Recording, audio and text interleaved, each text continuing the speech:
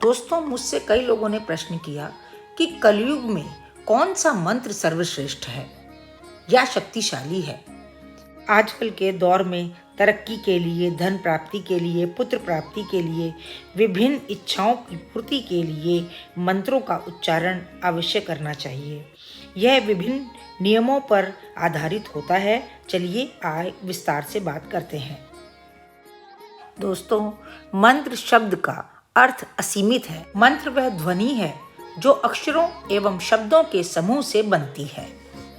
माना जाता है कि किसी मंत्र का 108 बार जाप करने से ब्रह्मांड में कंपन स्थापित हो जाता है और इसका बहुत ही परिवर्तनकारी प्रभाव पड़ता है। यदि सरल भाषा में जानें तो धर्म, कर्म और मोक्ष की प्राप्ति हेतु प्रेरणा देने वाली शक्ति को ही मंत्र कहते हैं। अगर कुछ बातों का ध्यान रखा जाए तो ये मंत्र हमारे लिए बहुत ही फायदेमंद साबित होते हैं। जैसे घर में जप करने से 1 गुना, गौशाला में जप करने से 100 गुना, पुण्यमय वन या बगीचे तथा तीर्थ में करने से 1000 गुना, पर्वत पर करने से 10,000 गुना, नदी तट पर करने से 1,00,000 गुना, देवालय में करने से 1,00,00,000 गुना तथा शिव के निकट जप, तप और मंत्र करने से अनंत गुना फल की प्राप्ति होती है। परंतु दोस्तों, पूरे लाभ के लिए मंत्र जाप के कुछ नियम बनाए गए हैं। जैसे कि जाप करने के लिए सुबह सूर्योदय से पहले का समय सबसे उत्तम रहता है, क्योंकि इस समय सारा वातावरण शांत और सकारात्मक होता है। जाप के स्थान को भली भांति साफ कर लेना चाहिए और एक साफ सुथरे आसन पर बैठ कर के ही मंत्र जाप करना चाहिए।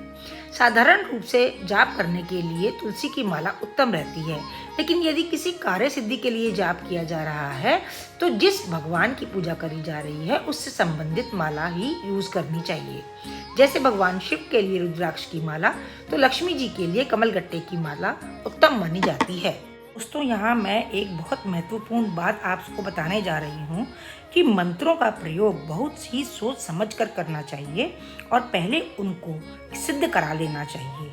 गलत अनाप शनाप शब्दों का प्रयोग करके आप उसका अर्थ का अनर्थ कर देंगे और उनका प्रभाव सही होने की बजाय नकारात्मक हो जाएगा। बात करते हैं दोस्तों कलयुग में सबसे शक्तिशाली मंत्र की। यूं तो हर देवता से जुड़ा हुआ कोई न कोई सिद्ध मंत्र होता ही है, लेकिन संपूर्ण जानकारी के अभाव में उसका प्रयोग नहीं करना चाहिए। वैसे हर छोटे बड़े को गायत्री मंत्र का ज्ञान होता है, स्कूलों में भी सिखाया जाता है, हम पूजा में भी इस्तेमाल करते ही हैं। तो आजकल प्रभावी मंत्र गायत्री मंत्र ही माना जाता है। इसके अलावा हनुमान जी सब देवताओं में पूजनीय हैं, शक्तिशाली माने जाती हैं, अष्ट सिद्धि और नवनिधि के जाता है। तो हर परेशानी, हर दुख के निवारण के लिए यदि उनको याद किया जाए और हनुमान चालीसा का पाठ किया जाए तो सब रोगों से, सब परेशानियों से मुक्ति मिलना स्वाभाविक ही है। इसके अलावा शिवजी के उपासक शिवजी के प्रिय मंत्र का भी जाप करते हैं। इसके अतिरिक्त राम और कृष्ण का जाप हरे राम राम राम हरे हरे, हरे कृष्ण कृष्ण कृष्ण हरे हरे सबसे ज़्यादा सरल, सबसे ज़्यादा प्रभावशाली कलयुग का मंत्र है। तो दोस्तों, अब तो आप मंत्रों की शक्ति, मंत्रों के विषय में काफ़ी कुछ जान ही गए होंगे। तो हमारा व्लॉग आज का आपको कैसा लगा प्लीज़ कमेंट बॉक्स में कमेंट करके ज़रूर बताइएगा।